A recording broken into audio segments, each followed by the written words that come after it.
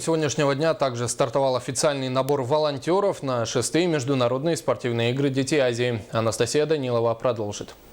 Игры «Дети Азии», охватывающие весь азиатский континент, это международные юношеские соревнования по летним и всесезонным видам спорта, проводящиеся один раз в 4 года под патронажем Международного олимпийского комитета. В нашей республике волонтерство представлено автономной некоммерческой организацией «Центр по работе с волонтерами Республики Саха-Якутия», которая была создана 12 декабря 2011 года. Заполняется анкета.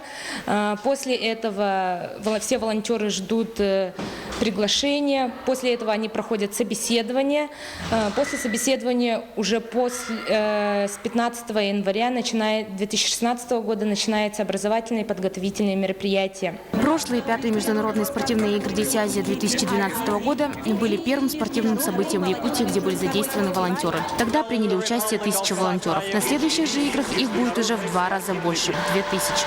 Вступить в ряды волонтеров и стать частью грандиозных спортивных игр может стать каждый человек, будь он школьником, абитуриентом, студентом, работающим, безработным или даже пенсионером. Если говорить про позиции волонтеров на играх «Дети Азии», то самые интересные и основные из них – это атташе сопровождения иностранных и российских спортивных делегаций, работа в пресс-центре самих игр, также встреча гостей в аэропортах в аэропорте города Якутска и спортивная логистика и так далее. Вообще всего позиций будет 11. Если вы хотите стать волонтером самого грандиозного события в Республике Саха-Якутия, пройдите регистрацию и оставьте свою анкету на сайте www.yakutsk2016.ru. Регистрация будет проходить до 15 января включительно.